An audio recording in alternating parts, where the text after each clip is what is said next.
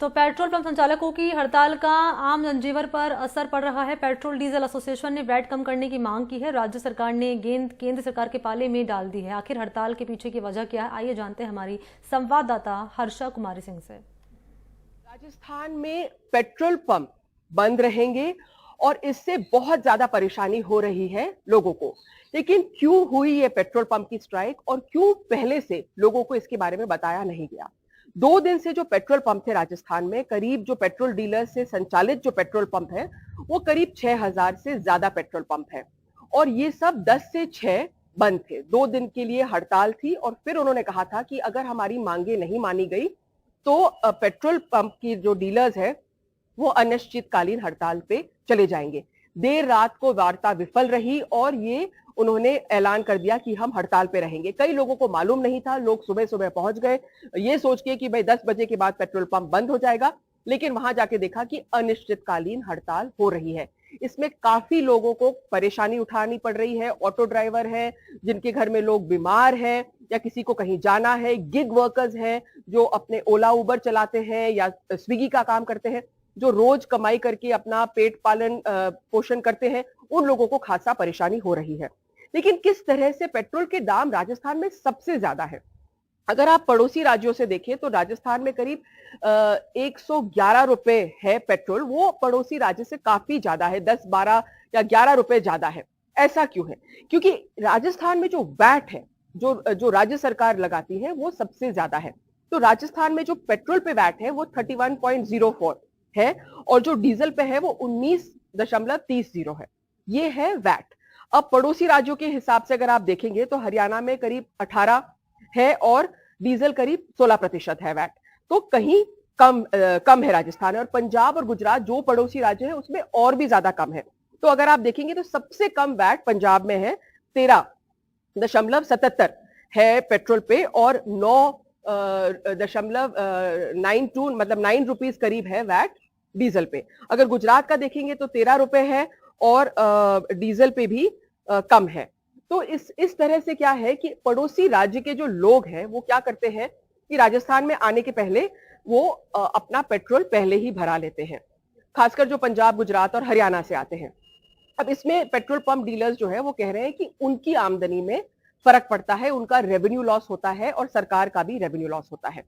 अब सरकार क्या कह रही है? सरकार कह रही है कि आप जीएसटी कम कीजिए।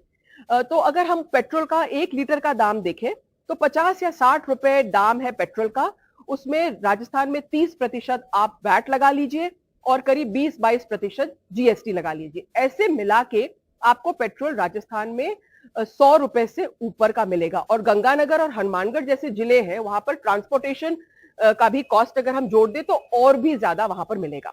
अब पेट्रोल पंप डीलर्स कह रहे हैं कि आप वैट कम कीजिए और पंजाब के मुकाबले उतना ही कम कीजिए जितना पंजाब में है। लेकिन अब इसमें क्या है, इसमें क्या होने वाला है? इसमें यह है कि इसमें राजनीति जरूर होएगी। क्यों? क्योंकि जो अशोक गहलोत सरकार है वो समाज कल्याण की योजनाओं को लेकर लोगों के पास जा रही है। महंगाई राहत कैंप लेकर जा रही कि बहुत ज्यादा महंगाई है और इससे कैसे बचाया जाए।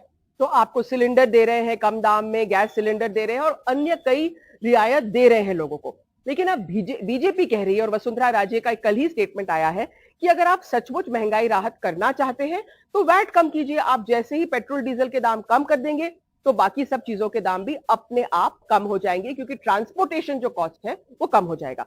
ये एक पहलू है इस पूरे स्ट्राइक का।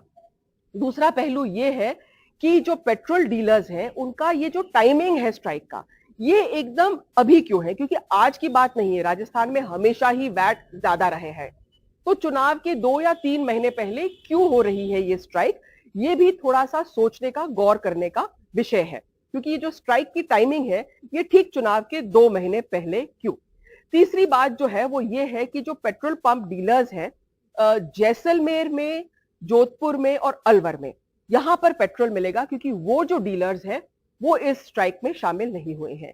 साथ ही जो कंपनी संचालित पंप है जैसे जयपुर में, लेकिन वो बहुत कम मात्रा में है, 8 ही पंप है जो कंपनी संचालित पंप है, उनमें आपको पेट्रोल मिलेगा। लेकिन जो 6000 से ज्यादा डीलर्स के पंप है उसमें आपको ना तो डीजल मिलेगा, ना पेट्रोल मिलेगा, ना सीएनजी मिलेगा। कौन लोग इससे बाहर है, इस स्ट्राइक के दायरे से बाहर है? एम्बुलेंस, पुलिस व्हीकल, अगर आप किसी बीमार पेशेंट को लेके अपनी गाड़ी में जा रहे हैं और आपके पास कोई प्रिस्क्रिप्शन है या किसी तरह का उसका प्रमाण है, तो आपको उनको पेट्रोल और डीजल देना पड़ेगा। या कि इमरजेंसी सर्विसेज जो है वो बाहर है, जो बसेस हैं उनको जो ईंधन मिलता है सरकारी डिपो से, तो वहां पर वो संचालित रहेंगी, लेकिन प्राइवेट बसेस पे असर पड़ेगा। और सबसे ज्यादा असर पड़ेगा उन लोगों पर जैसे ऑटो चालक हैं, गिग वर्कर्स हैं, जो ओला उबर चलाते हैं या जिनको कोई जरूरी काम से बाहर जाना है, उन लोगों पर बहुत ज्यादा असर पड़ेगा, खासा परेशानी रहेगी। लेकिन फिर भी पेट्रोल पंप डीलर्स जो है उन्होंने कल सरकार से बात करी है। प्रताप सिंह खाचरियावास जो मंत्री हैं उनको निर्धारित किया गया है, उनको मुख्यमंत्री ने कहा है कि आप वार्ता कीजिए। अब कहां पर बात अटक रही है? बात इस पर अटक रही है कि उन्होंने कहा है कि हम आपकी सब मांगे मानने को तैयार है, लेकिन पेट्रोल पंप डीलर्स एसोसिएशन कहती है आप 1 हफ्ते में हमारी मांगे मांगो और इसको लागू करो। सरकार कहती है कि हम टाइम फ्रेम के तहत नहीं काम कर सकते हैं। तो इसलिए इस तरह का गतिरोध अभी बना हुआ है और सबसे ज्यादा परेशानी हो रही है आम जनता को।